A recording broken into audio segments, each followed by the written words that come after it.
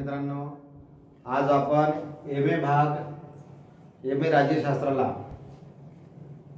Semester 3 ला जो paper आहे भारतीय लोकशाही आणि लोकशाही प्रक्रिया, Indian democracy and political process, या पेपरमधला महत्त्वाचा जो भाग आहे ती भारतीय राज्यघटनेचे तत्वज्ञान, फिलॉसॉफी ऑफ इंडियन कॉन्स्टिट्यूशन, हे आपण आज बघणार आहोत. त्याचा आज आपण अभ्यास करीत आहोत. तर यामध्ये भारतीय राज्यघटनेचं जे तत्वज्ञान आहे याचा जर आपण विचार केला, भारतीय राज्यघटना जी आहे, जे भारताचं जे संविधान आहे, आपला देश स्वातंत्र्य होण्यापूर्वी इंग्रजांच्या गुलामगिरीमध्ये होता. त्यावेळी इंग्रजांचं राज्य आपल्या देशावर होतं. 1947 ला आपला देश स्वतंत्र झाला. त्यानंतर 1950 ला आपल्या देशाला संविधान लागू झाला. मात्र 1950 पर्यंत इंग्रजांचं आपल्या देशावर राज्य होतं आणि त्यामुळे ते आपला देश पूर्णपणे स्वतंत्र नव्हता किंवा सार्वभौम नव्हता असं आपल्याला म्हणता येतं.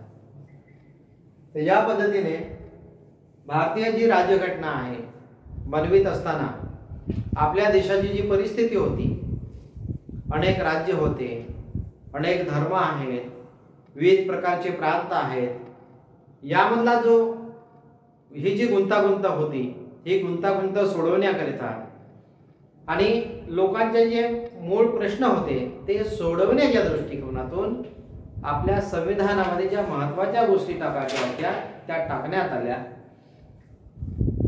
तेच म्हणजे भारतीय राज्यघटनेचे तत्वज्ञान आहे. भारतीय राज्यघटनेच्या तत्वज्ञानामध्ये असं आपल्याला दिसेल की संविधान म्हणजे संविधानाची जी प्रास्ताविका आहे याचा अर्थ जो आहे सांगण्यात आलेला आहे. संविधानाची प्रास्ताविका किंवा उद्देशपत्रिका म्हणजे काय होतं की संविधानाची उद्देशपत्रिका हा एक प्रकारचा कायदाच असतो. देशाला स्वातंत्र्य मिळवून देत असताना राज्यघटनाकार जे होते त्यांच्या मनामध्ये असं होतं की आपल्या देशातील लोकांना आपण काहीतरी चांगल्या गोष्टी दिल्या पाहिजे, आपल्या देशाचा विकास घडून आला पाहिजे, आपल्या देशाची प्रगती झाली पाहिजे, नागरिकांना संपूर्ण प्रकारचं स्वातंत्र्य मिळालं पाहिजे. ही पूर्ती करायची होती, हे उद्दिष्ट पूर्ण करायचं होतं आणि त्याकरता ही जी उद्देश पत्रिकेमध्ये या गोष्टींचा समावेश करण्यात आलेला आहे तो एक कायदा आहे. जे संपूर्ण राज्यघटना वाचायची गरज नाही, उद्देश पत्रिका जरी वाचली तरी आपल्या देशाचं जे संविधान कसं आहे याची कल्पना आपल्याला येत असते. अशा पद्धतीने उद्देश पत्रिकाचा अर्थ आपण बघितलेला आहे. आता ही जी उद्देश पत्रिका आहे या उद्देश पत्रिकेचे 3 भाग पाडण्यात आलेले आहेत. 3 भागामध्ये पहिला भाग आहे राज्य व्यवस्थेचे स्वरूप, म्हणजे आपल्या देशाचं जे संविधान आहे त्याचं स्वरूप कशा प्रकारचं आहे. सार्वभौम आहे, समाजवादी आहे, धर्मनिरपेक्ष आहे, प्रजासत्ताक आहे आणि गणराज्य आहे, अशा प्रकारचं स्वरूप राहील हे ठरवण्यात आलेलं आहे. यासोबतच राज्य व्यवस्थेची जी उद्दिष्टे आहे अत्यंत महत्वाची उद्दिष्ट आहेत. म्हणजे आपल्या भारताच्या सर्व नागरिकांना काय काय मिळालं पाहिजे.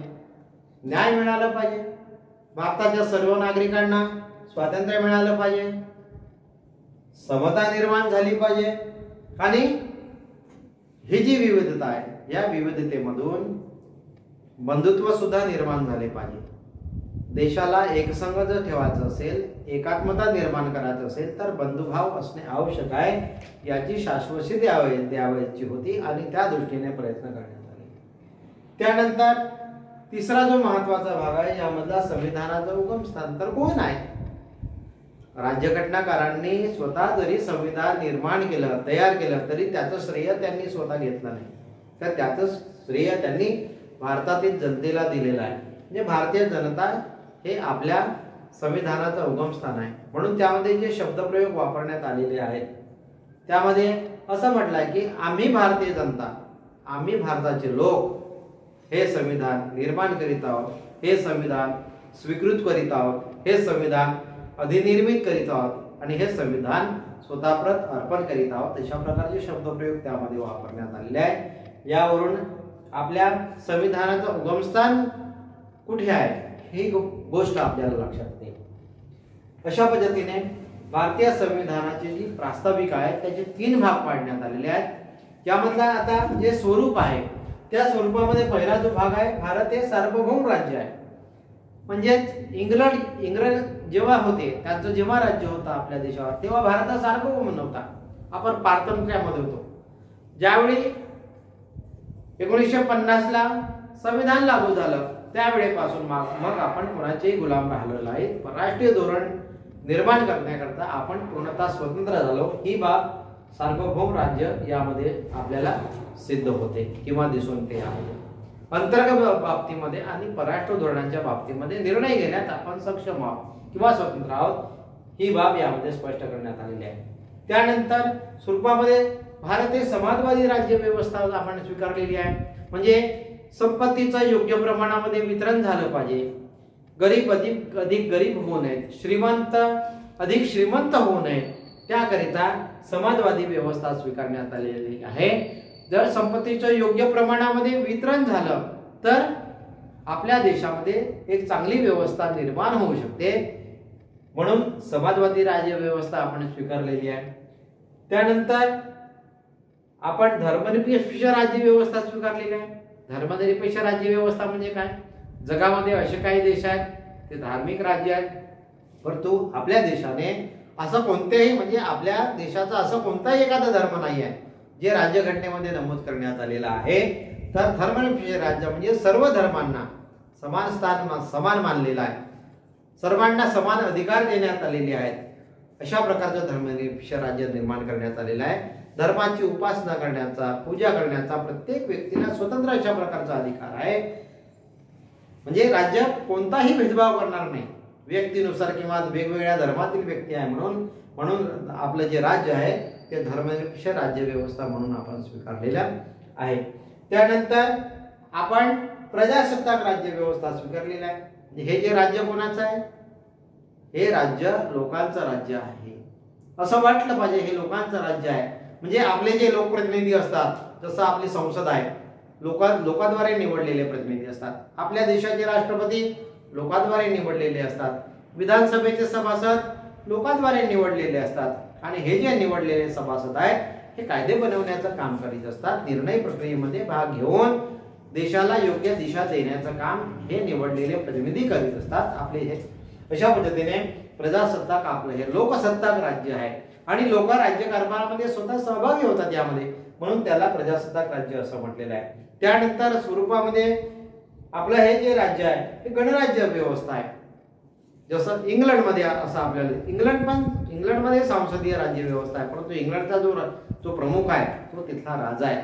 मग मात्र आपल्या देशाचा जो प्रमुख आहे हे लोकांच्या माध्यमातून निवडलेला असतो आणि लोक प्रत्यक्ष त्या ठिकाणी भाग घेतात, राज्यकारभारामध्ये भाग घेतात, लोक पूर्णपणे स्वतंत्र आहेत, निर्णय घेण्यास सक्षम आहेत, म्हणून आपलं हे जे राज्य आहे हे गणराज्य असं म्हटलेलं आहे। ही झाली राज्य व्यवस्था आपण बघितलेली आहे। त्यानंतर आपल्या संविधानामध्ये जे उद्दिष्ट सांगण्यात आलेले आहे त्यामधलं पहिलं उद्दिष्ट न्याय आहे। न्याय हे आपल्या भारतीय नागरिकांना प्रत्येक व्यक्तीला न्याय मिळाला पाहिजे। कोणता न्याय मिळाला पाहिजे? सामाजिक न्याय मिळाला पाहिजे, आर्थिक न्याय मिळाला पाहिजे, राजकीय न्याय मिळाला पाहिजे। सामाजिक न्याय म्हणजे राज्य कोणताही सामाजिक भेदभाव करणार नाही, वंशाच्या आधारावर, धर्माच्या आधारावर, जातीच्या आधारावर कुठलाही भेदभाव करणार नाही। त्यानंतर राजकीय न्याय मिळाला पाहिजे, ग्रामपंचायत पासून तर मोठ्या संसदेच्या निवडणुकीपर्यंत राज्य कोणत्याही प्रकारचा भेदभाव करणार नाही, अशा प्रकारचा न्याय आम्हाला मिळाला पाहिजे। सामाजिक न्याय मिळाला पाहिजे, आर्थिक न्याय मिळाला पाहिजे, यासाठी संपत्तीचं योग्य प्रमाणामध्ये समान वितरण झालं पाहिजे, तरच आर्थिक न्याय निर्माण होईल, हे उद्दिष्ट आपण स्वीकारलेलं आहे। त्यानंतर स्वातंत्र्याची हमी दिलेली आहे, जे श्रद्धा, धर्म, उपासना या बाबतीमध्ये प्रत्येक व्यक्ती हा स्वतंत्र आहे, प्रत्येक व्यक्तीला स्वातंत्र्य आहे। म्हणजे प्रत्येक व्यक्ती हा कोणत्याही प्रकारचे व्यवहार करू शकतो, निवडणुकीला उभं राहू शकतो, तो प्रवास करू शकतो, स्वतः कोणत्याही प्रकारची उपासना करू शकतो, या प्रकारचं स्वातंत्र्य त्याला देण्यात आलेलं आहे। आणि हे स्वातंत्र्य हिरावून घेण्याचा कुणालाही अधिकार ठेवण्यात आलेला नाही आहे. त्यानंतर उद्दिष्टामध्ये समता. पूर्वी कसं होतं की अस्पृश्यता मोठ्या प्रमाणामध्ये होती, म्हणून समता निर्माण झाली पाहिजे. राज्य व्यक्तीमध्ये कुठल्याही प्रकारचा भेदभाव निर्माण करणार नाही. जे जातीच्या आधारावर, धर्माच्या आधारावर, पंथाच्या आधारावर राज्य कुठल्याही प्रकारचा भेदभाव निर्माण करणार नाही आणि प्रत्येक व्यक्तीला त्याच्या विकासाची योग्य संधी उपलब्ध करून देण्याचं कार्य हे राज्याचं राहील. तेव्हाच आपल्या देशामध्ये समता निर्माण होईल. हे सुद्धा महत्वाचं उद्दिष्ट या ठिकाणी सांगण्यात आलेलं आहे. त्यानंतर एक महत्वाचं उद्दिष्ट आहे बंधुत्व. आपल्या देशाला जर एकसंघ ठेवायचं असेल, आपल्या देशामध्ये एकात्मता निर्माण करायची असेल, तर सर्व लोकांनी बंधुभावानं राहणं गरजेचं आहे. जर शत्रूसारखा व्यवहार होत असेल तर एक राष्ट्र निर्माण होऊ शकत नाही. महात्मा ज्योतिराव फुलेंनी या बाबतीमध्ये असं म्हटलेलं आहे की आपल्या देशाला एक राष्ट्र कसं म्हणता येईल, कारण आपल्या देशामध्ये ज्या प्रकारचे भेदभाव आहेत, ज्या प्रकारची विविधता आहे, त्यातून एक राष्ट्र निर्माण होण्यासाठी बंधुभाव असणं आवश्यक आहे, समानता निर्माण होणं आवश्यक आहे आणि एकात्मता निर्माण होणं आवश्यक आहे. अशा पद्धतीने उद्दिष्ट सुद्धा आपल्या संविधानाच्या प्रस्तावनेमध्ये सांगण्यात आलेली आहेत. तर या पद्धतीने आज आपण भारतीय संविधानाचं जे महत्त्वाचं तत्वज्ञान आहे त्याचा आपण अभ्यास केलेला आहे. धन्यवाद.